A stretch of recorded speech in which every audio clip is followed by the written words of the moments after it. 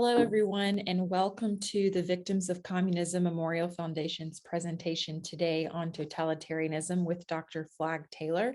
I'm Ashley Davis, VOC's Director of Academic Programs, or of Public Affairs, and I'm pleased to be joining you today to introduce Dr. Taylor to you. He serves on the Academic Council of VOC and is an Associate Professor of Government at Skidmore College. His specialty is in the history of political thought and American government, especially the question of executive power. And you are in for a treat today to hear from him a bit about totalitarianism. So with that, I will turn it over to him for his presentation. Thanks, Ashley. Good afternoon, everyone. So today I'm going to talk to you about why to properly appreciate what communism has been and what it is, you have to understand it as a species of a totalitarian regime. So we're going to talk about the term totalitarianism, why this term came into use in the 20th century and what it was meant to convey. And we're also going to talk about another word called ideology that plays a crucial role in explaining why a totalitarian regime behaves the way it does. And so I hope you're going to become familiar with the variety of means that were employed by communist regimes to achieve their political goals, and why these regimes felt compelled and justified in using the tyrannical measures that they did. So first, and very briefly, just a quick tour of the history of the term totalitarianism and totalitarian. The term was originally coined by an early critic of Italian fascism in 1923, but then Mussolini picked up the term because he liked it so much, and he used it to describe what he was up to in Italy. And he said this famously: everything within the state, nothing outside the state, nothing against the state. That's a pretty good definition. Defined strictly, a totalitarian regime is a regime that bans all political and social activity that is not expressly approved by the state. And such a regime aspires to total control of its population. It seeks a completely unified society. Now, the term then became pretty common in the interwar period in the 1930s by intellectuals who noticed the similarities between the Nazi regime on the one hand and Stalin's Soviet Union on the other. And then it gained its greatest prominence in the early 1950s during the Cold War with the publication of a philosopher called Hannah Arendt's book, The Origins of Totalitarianism. That book was published in 1951. Now, to the substance of the term. In my talk today, I'm going to focus on an explanation of totalitarianism that's rooted in two essays, one by a political scientist called Carl Friedrich, and the other by the philosopher Hannah Arendt. Friedrich argues that the primary purpose of the term totalitarianism is twofold. First, to point to a basic commonality between Nazism and communism, and second, to point to the novelty of this kind of tyranny. That is, Friedrich argues that there was a new genus of tyranny which was thought to be needed to encompass both the Nazi regime and the communist regime, but also that the term was needed because the older term tyranny or despotism were somehow inadequate to deal with what was going on in Nazi Germany or the Soviet Union. Now, we should note that the term was controversial initially because it's quite common even today to think of Nazism as a right-wing phenomenon Nazism as a right-wing phenomenon and communism as a left-wing phenomenon. So for those who are sympathetic to the project of socialism or communism, they objected to the idea that their project was in any way comparable or connected to something so odious as Nazism or fascism. And also some people objected to it because they thought that these new regimes of the 20th century were nothing more than sort of tyrannies on steroids. So it was just, again, a kind of newer version of this older political phenomenon of tyranny, but didn't really require a new word. But as people started to think about it, they thought that the basic, by reflecting on what was going on in Nazi Germany and the Soviet Union, it seemed that something new was happening, both in terms of the kind of the magnitude of the oppression and suffering that was inflicted on these populations, but also the way that the victims of these regimes were designated. And so the term totalitarianism became pretty widely used again in the 1950s and thereafter. And it seemed to grasp something important about the transformative ambitions of people like Hitler, Lenin, and Stalin and the political movements they led. It seemed to have no analog in the history of totalitarian regimes.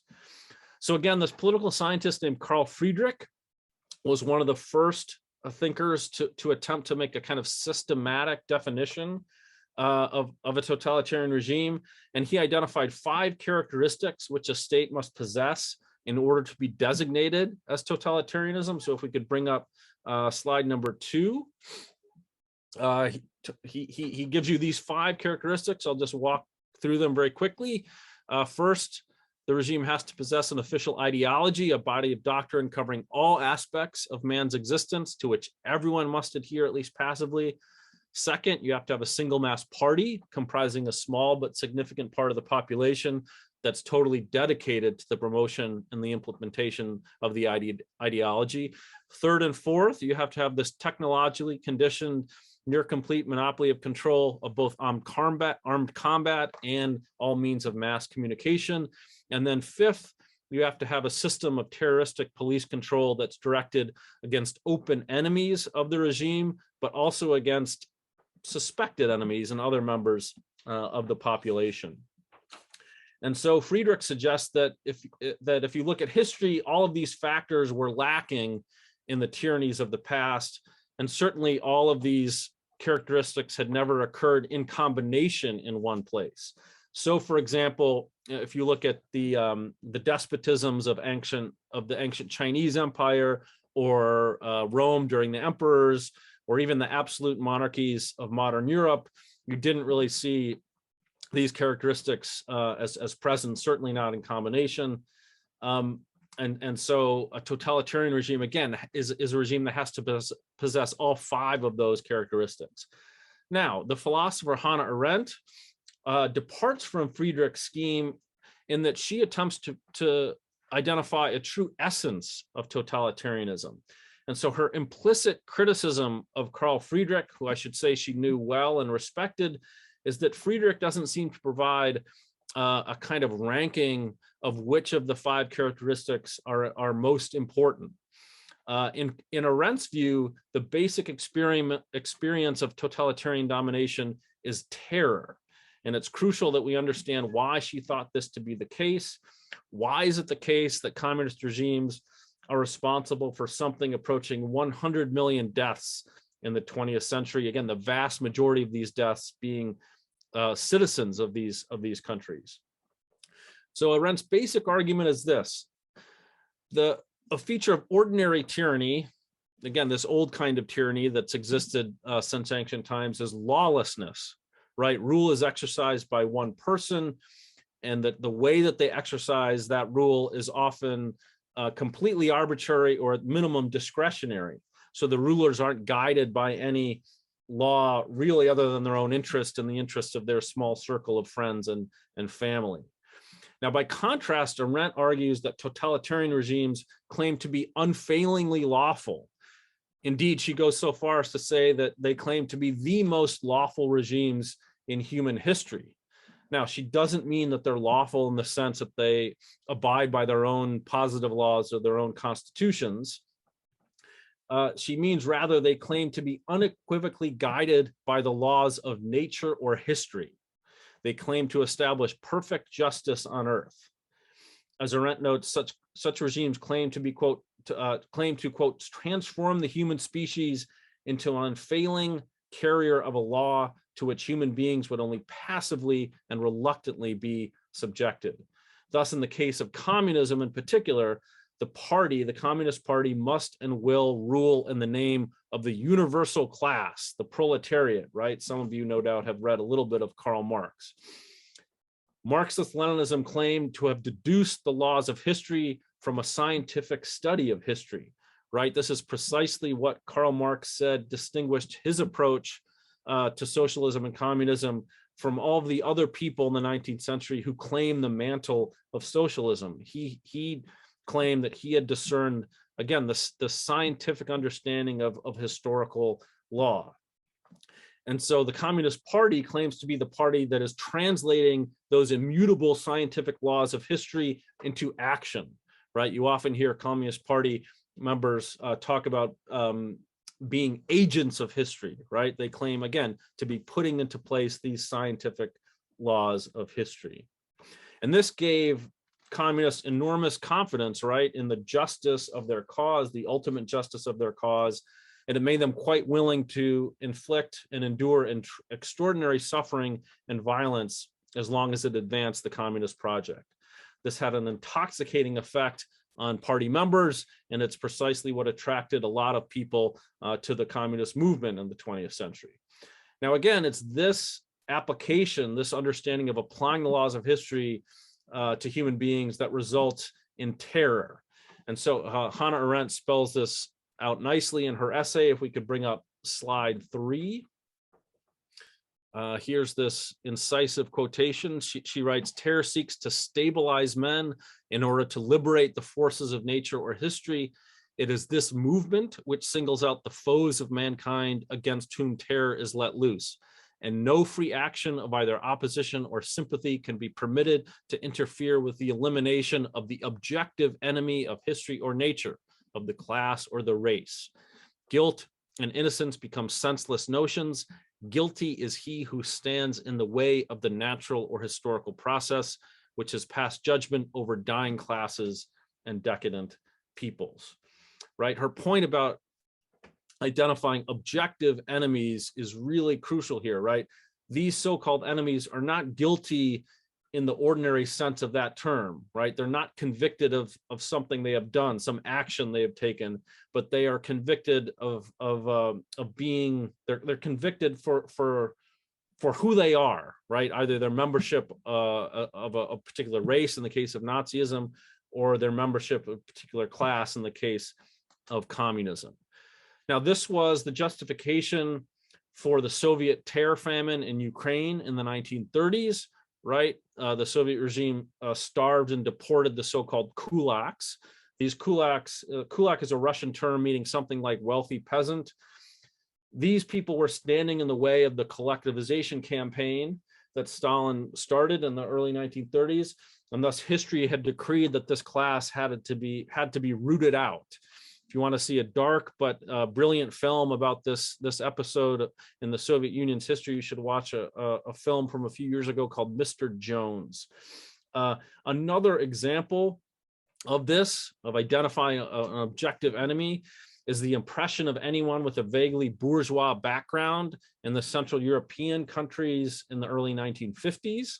This oppression could take the form of anything from a sentence to a labor camp, right on the very harsh end, to the loss of a job, or to the prevention of the education of one's children. Again, all of these measures were taken based on the purportedly objective criteria of your membership in the bourgeois class, right, the middle class.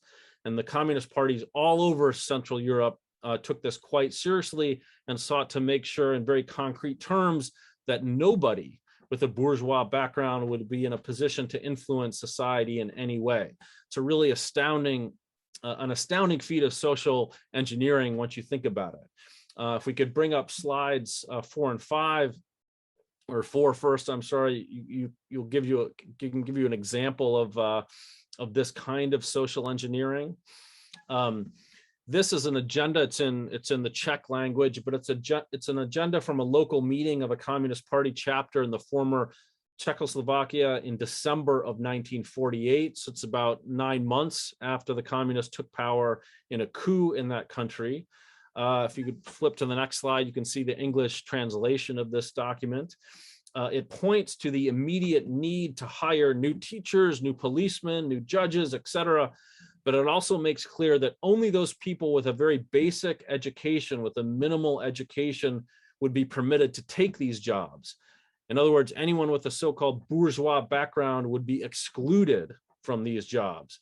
Now, if you imagine the same process, again, this is a Communist Party meeting in one specific district. So if you can imagine this process occurring all over the country in various regions and towns, you'll have an idea of the scale and thoroughness of the social engineering that the Communist Party unleashed.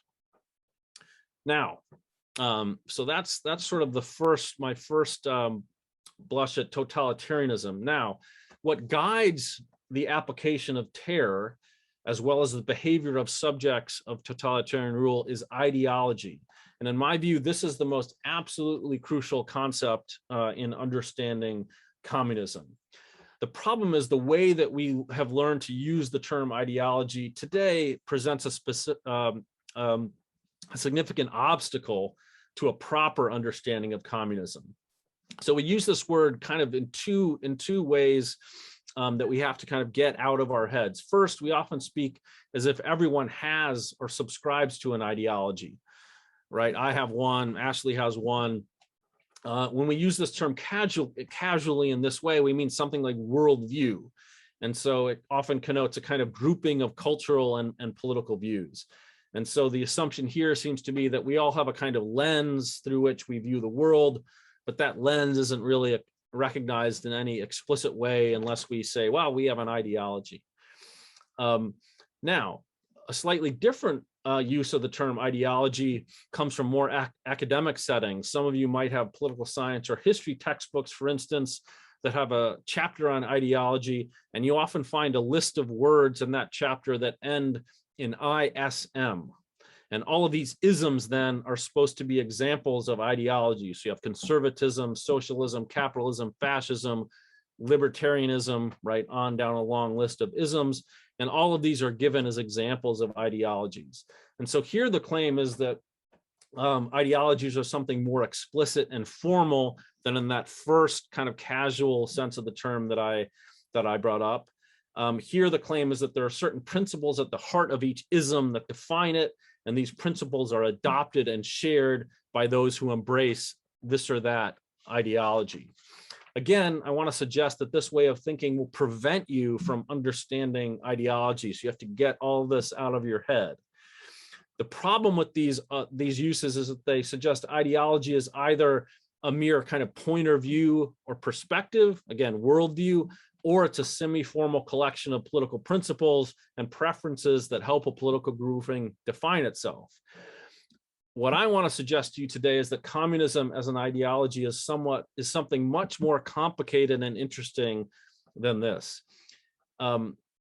We will fail to appreciate the distinctiveness of communism if we assimilate it to other ideologies in the way that these other ways of thinking about that term suggest. So consider Hannah Arendt's point that I mentioned a few moments ago. Communism makes extraordinarily ambitious and incomprehensive claims about the realization of justice on earth and the manner in which that realization will be brought about, right? Again, implementing the laws of history. The communists thought their political program was the actualization of the scientific understanding of history. So the realization of communism would bring about perfect equality, perfect justice. Now, this isn't true of the other isms that we group under the term ideology. Ideology in this more precise sense is a certain kind of utopian thinking. It claims that the realization of one kind of social order will bring an end to all human problems and conflicts. And the Bolsheviks, right, the communists in Russia, spoke quite openly about creating a new Soviet man, creating a new human beings. They thought that putting into place these new political and social institutions would bring about a completely new version of human nature. Human nature would be utterly transformed, and people would behave in a way that they never had behaved in human history, right? So ideology in this sense is a comprehensive political and philosophical doctrine that specifies both the emergence of perfect justice and the means that have to be employed to bring about that order, right? And so the means to bring about that order are defined by a very strict interlogicality. If you do A, you have to do B, you have to do C. And that interlogicality collapses the space, you might say, between theory on the one hand and practice on the other, right? And so if you understand communism as an ideology in that sense, right, that makes it very distinctive and different from the other isms that we often call ideologies. If we could bring up slide number 6, we can see the distinctive nature of ideology in this sense by looking at the self-understanding of communist parties and what it meant to be a member of these parties. So you have here a Communist Party card from Czechoslovakia that was issued in 1945.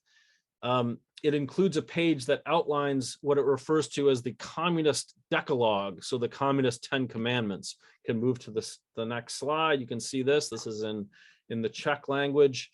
Now, if you flip to the next slide, you can see these commandments in English, right? When you read through these commandments, you'll realize that it emphasizes the need to always keep the party foremost in one's mind. You always have to align your behavior, your everyday behavior, what you say and what you do every waking moment of your life, right? That behavior all has to be in accordance with the principles of communism.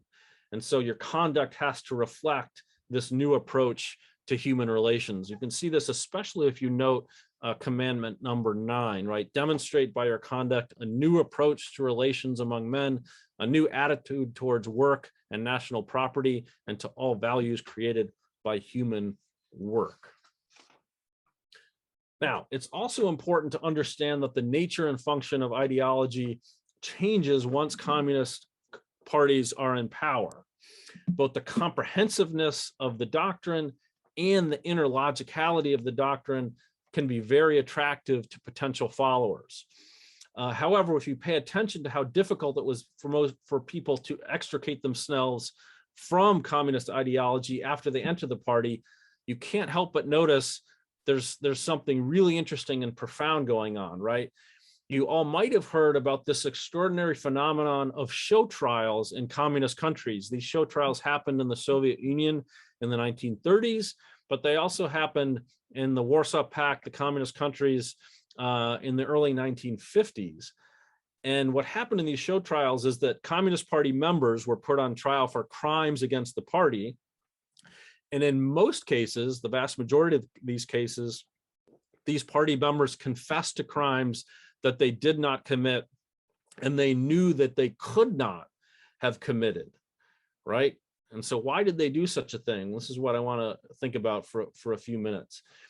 Convincing people of the merits of communist ideology, right? The merits of the doctrine is not the primary purpose of ideologies. And this might seem like a strange assertion, but let me explain.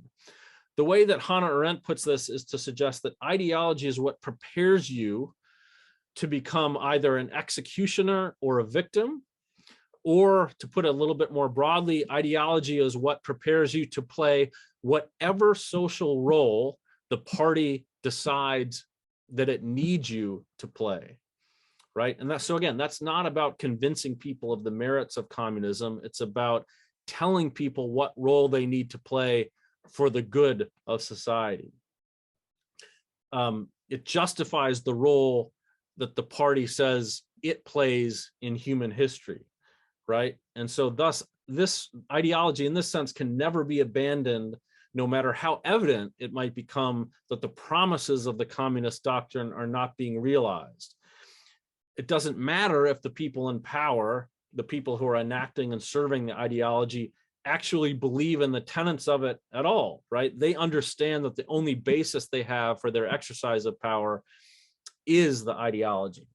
And they have to cling to those principles to preserve their own status and to preserve the status quo more broadly. And so ideology, again, in this sense, is the basis for the legitimacy of the communist system as a whole. Now, here we have an interesting disagreement among the thinkers who are convinced of the need for the term totalitarianism, right?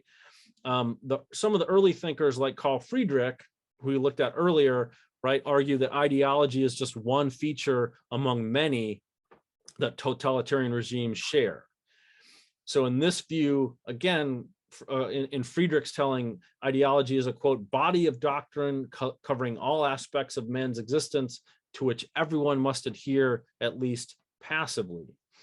Now, according to this other view, this one that I've been starting to enunciate in the last minute or two, right, ideology is not just one feature of a totalitarian regime, it's the essential feature, it's the most important feature. In this view, ideology is so important, it's such a singular feature of a communist regime that you have to understand totalitarianism as a means for the ideology. In other words, totalitarianism is the political consequence of the ideology. Communism is totalitarian precisely because it's ideological, right? And this is certainly the view of many of the most famous dissidents, people who tried to rebel against and tried to fight against communist regimes. I think here especially of the great Russian dissident Alexander Solzhenitsyn, or the great Czech dissident, a man called Václav Havel. Let me illustrate this point with a more concrete example. Think of the fourth trait of Friedrich's, right? The necessity to control all means of mass communication. This means that the ideology has to penetrate society to such an extent that people have to believe that socialism already exists, or that it's becoming very close to being fully realized. So borders have to be closed and information has to be strictly controlled.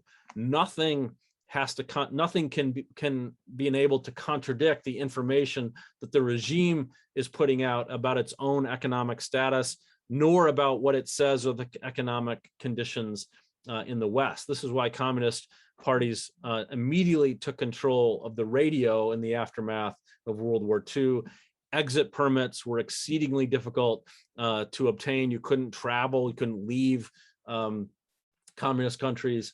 And so citizens of communist regimes lacked any basis of comparison in order to judge how their own country was doing. So they were isolated, information was strictly controlled. This was the first step of their ideological transformation. The second step is the actual re-education of the masses. And this involves the treatment of what we might call the pseudo-reality of communist ideology as reality. Again, people were made to behave as if they believed that all of the grand promises of communism were being realized.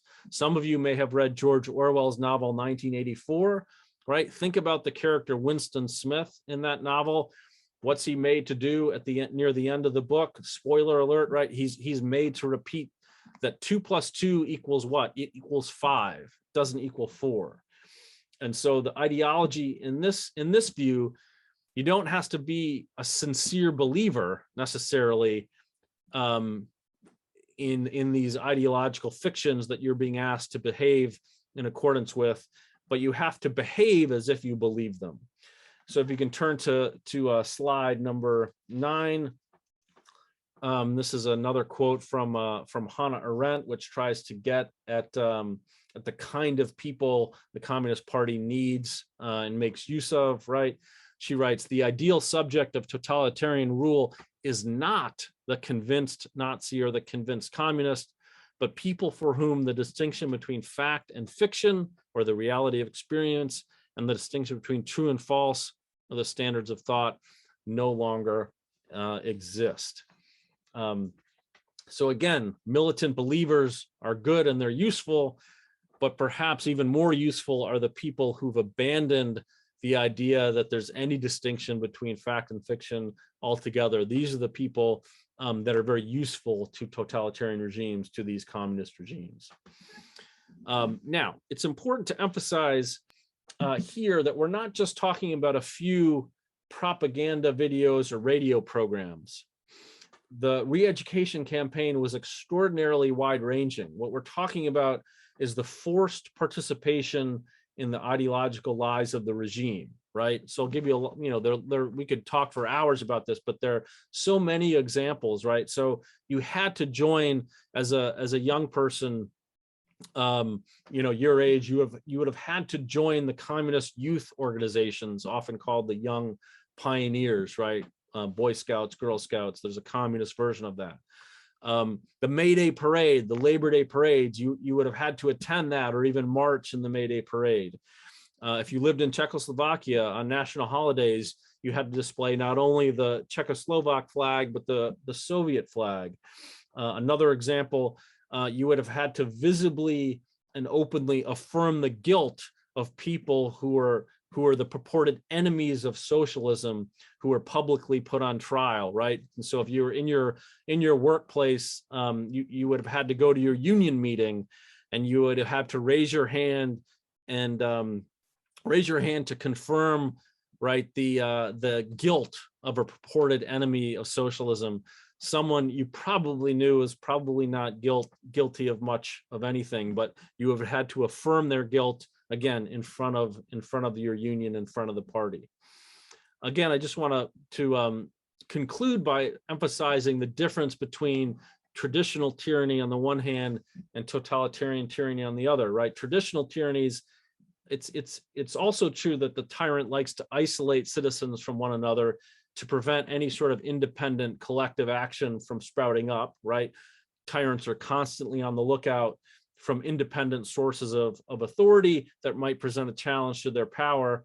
And so they're pretty watchful, but they also don't want to disturb people and provoke people who are otherwise inclined to remain quiet and live pretty apolitical lives, right? So they try to walk a fine line. They leave some areas of civil society alone, oftentimes churches, right?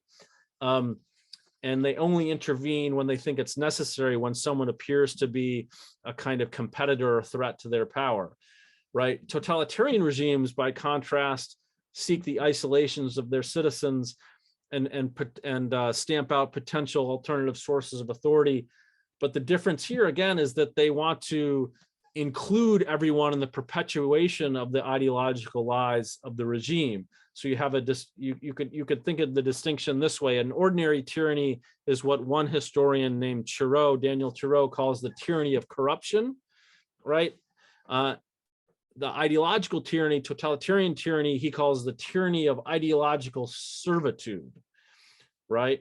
And so tyrants at the head of totalitarian regimes exercise power on behalf of this grand ideological program that requires everyone, no matter how insignificant you might be, to participate in this project. So there's no autonomous social life whatsoever. There are no autonomous social clubs, no autonomous churches. All independent social institutions are destroyed.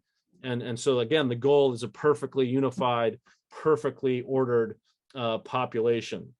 And so that's why communist regimes are so uniquely destructive by comparison with some of the ordinary tyrannies of the past.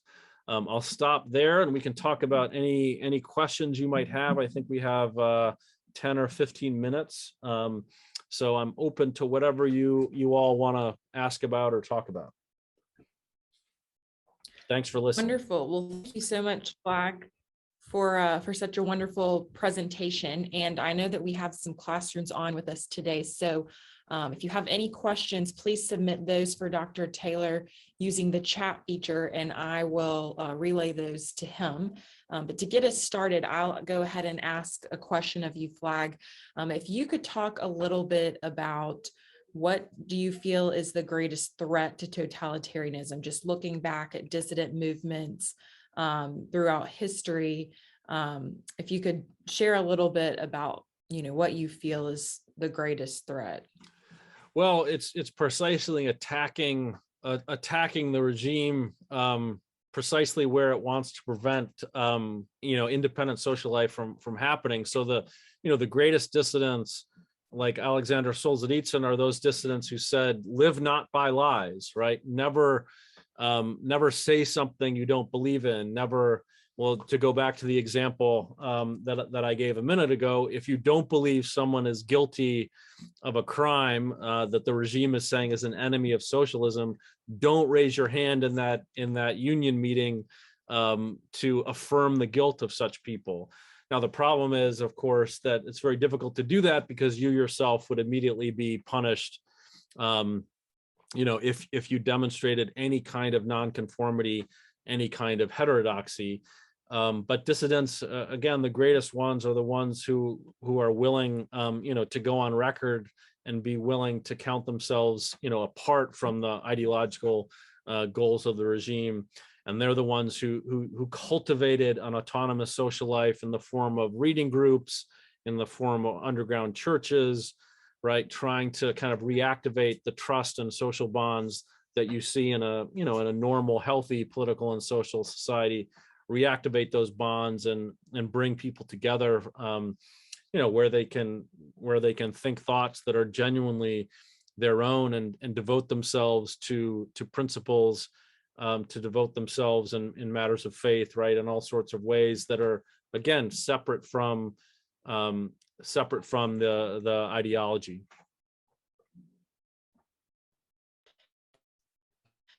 So we spoke a bit about ideology throughout the presentation and talked a bit about how, the ideology for these totalitarian regimes can never be abandoned, no matter how obvious it is that the system is not working.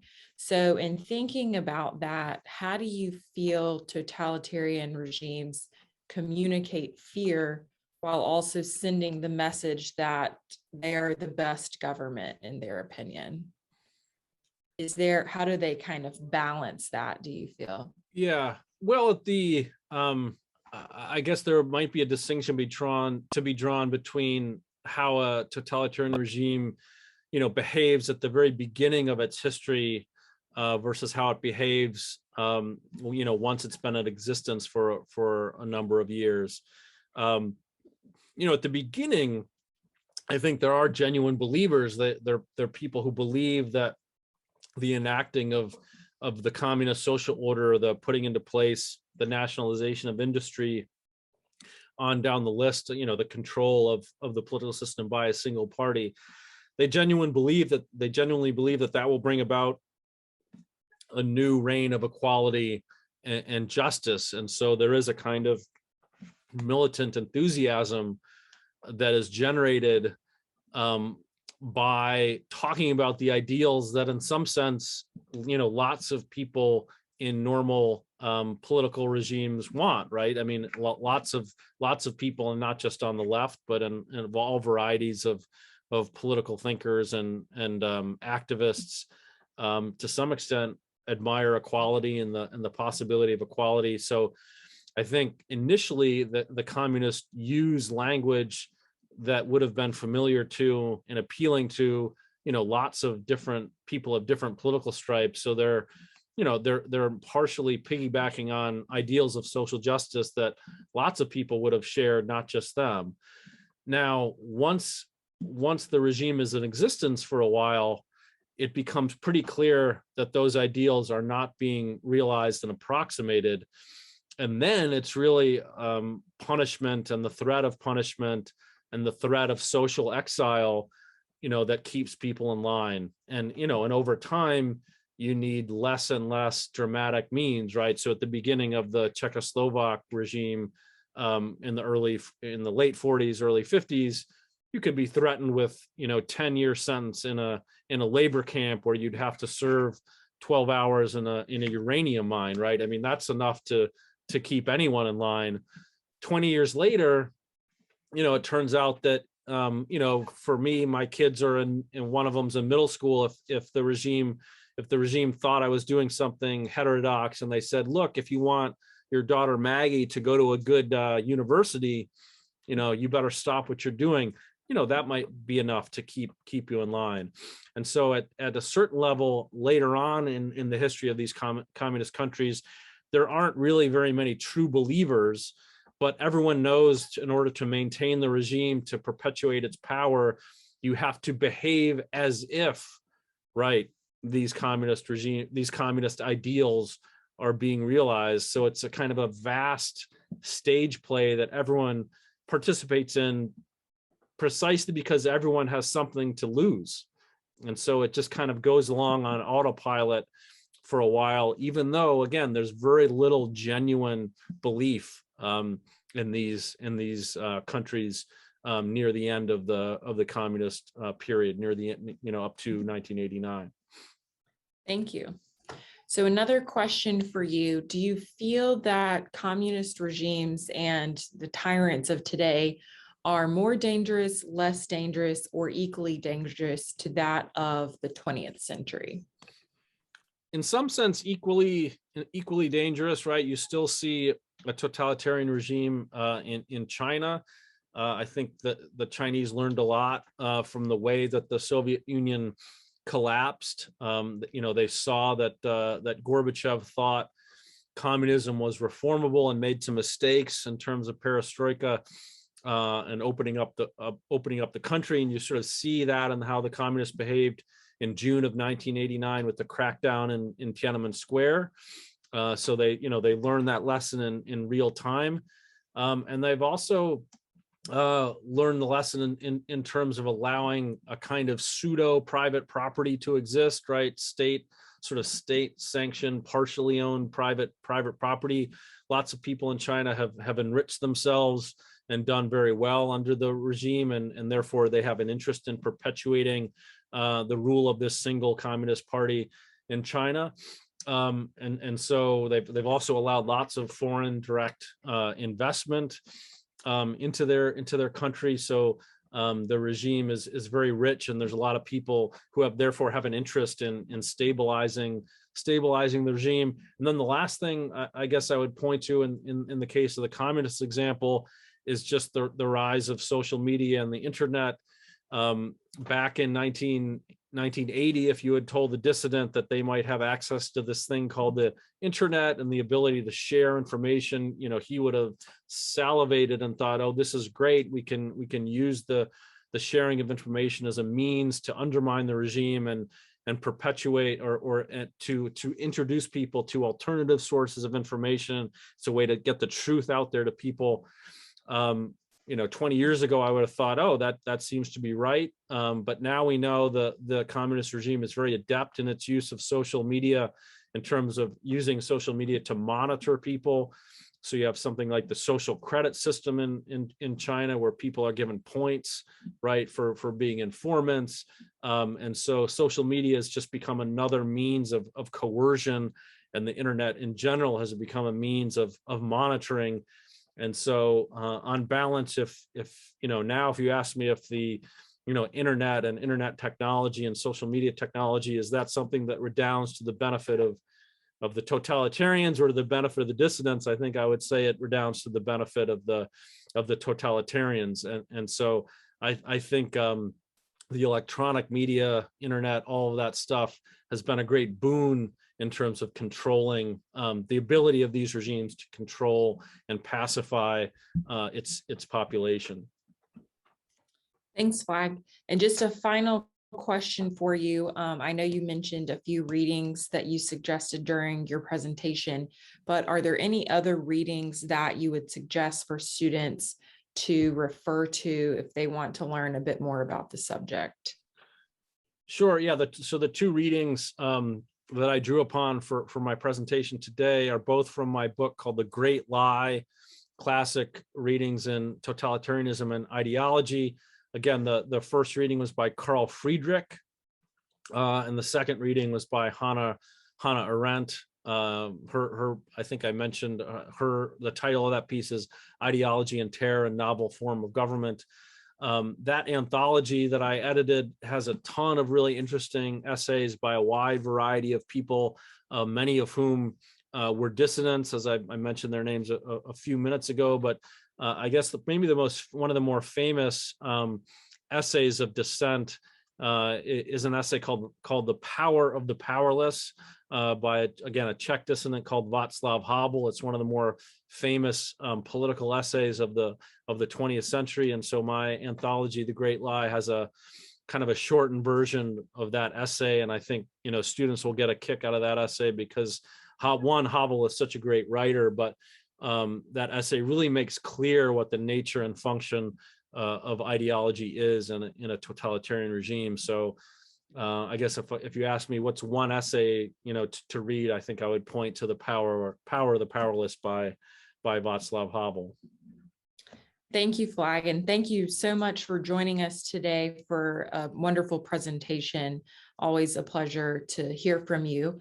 I'd like to thank all of our classrooms for joining us today, and also want to point out some additional resources that BOC has for students and teachers. So we are having several more sessions with Streamable Learning this semester. So our next is on March 7th at 10:10 a.m. and 2:10 p.m. Focused on Marxism. So we invite you to join us for that presentation. Also want to point out for our teachers that VOC's National Seminar for Middle and High School Educators will be held in Washington, D.C. this summer from July 18th through 22nd. So that will be in person. There are 2 different sessions. So you can find more information on that and our other resources at teachers.victimsofcommunism.org. So thank you again, everyone, for joining us today. We hope to see you at our next Streamable Learning session. And once again, thank you to Dr. Taylor for his time. Thanks, everyone. Yeah, I enjoyed it. Please get in touch if you have any question. I'm easy to find at Skidmore College. You can get my email, and any questions are welcome.